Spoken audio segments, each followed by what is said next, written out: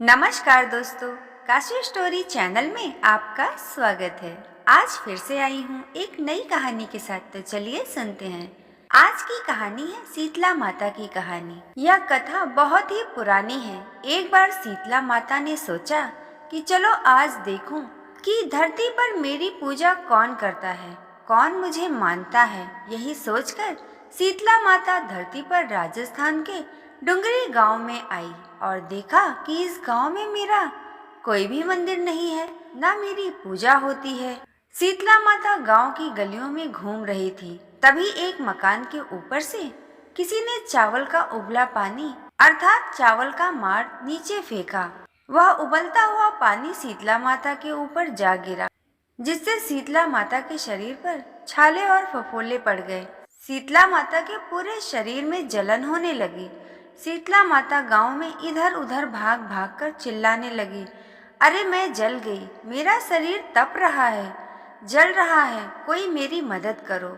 लेकिन उस गांव में किसी ने भी शीतला माता की मदद नहीं की। वहीं अपने घर के सामने एक कुम्हारन महिला बैठी हुई थी।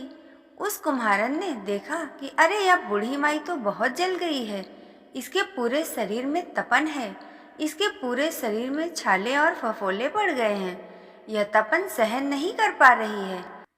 तब उस कुम्हारन ने कहा, माँ तू यहाँ आकर बैठ जा, मैं तेरे शरीर के ऊपर ठंडा पानी डालती हूँ। कुम्हारन ने उस बूढ़ी माई पर खूब ठंडा पानी डाला और फिर बोली, माँ मेरे घर में रात की बनी हुई राबड़ी रखी हुई है, थोड़ा दही भी है, तू दही राबड़ी खा ले। जब बूढ़ी माई ने ठंडी ज्वार के आटे की राबड़ी और दही खाने को दिया तो शीतला माता के शरीर को ठंडक मिली। तब उस कुम्हारन ने कहा, आ माँ बैठ जा, तेरे सिर के बाल बिखरे हैं, ला मैं तेरी चोटी गूंथ देती हूँ।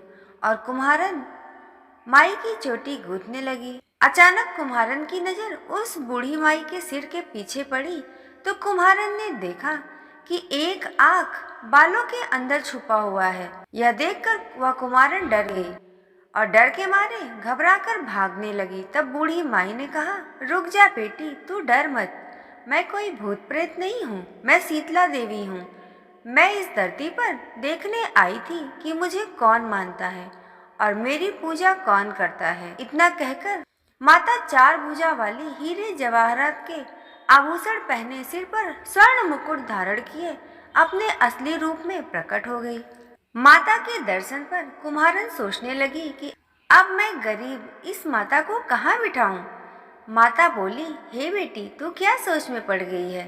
तब कुम्हारन ने हाथ जोड़कर आंखों में आंसू बहते हुए कहा, माँ मेरे घर में चारों तरफ दरिद्रता ही बिखरी हुई है, मैं आपको कहाँ बिठाऊं। मेरे घर में ना तो चौकी है, ना बैठने का आसन। तब शीतला माता प्रसन्न होकर उस कुम्हारन के घर पर खड़े हुए गधे पर बैठ गई।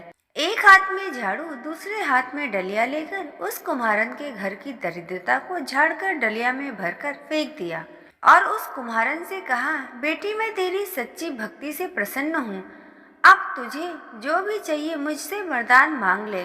तब कुम्हारन ने हाथ जोड़कर कहा, माता मेरी इच्छा है आप इसी डुंगरी गांव में स्थापित होकर यहीं रहो और जिस प्रकार आपने मेरे घर की दरिद्रता को अपनी झाड़ू से साफ करके दूर किया है, ऐसे ही आपको जो भी होली के बाद सप्तमी को भक्ति भाव से पूजा कर आपको ठंडा जल, दही और बासी ठंडा भोजन चढ़ाए, उसके घर की दरिद्रता को साफ करना और आपकी पूजा करने वाली नारी जाति का अखंड सुहाग देना, उनकी गोद हमेशा भरी रखना।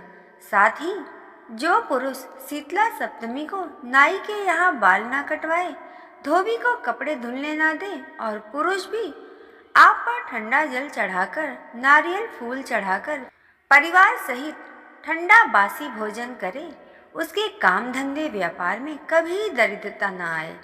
तब माँ बोली, तथास्तु बेटी, तूने जो वरदान मांगे सब तुझे देती हूँ।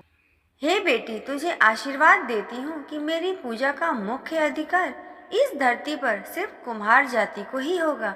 तभी उसी दिन से डुंगरी गांव में शीतला माता स्थापित हो गई और उस गांव का नाम हो गया सील की डोंगरी।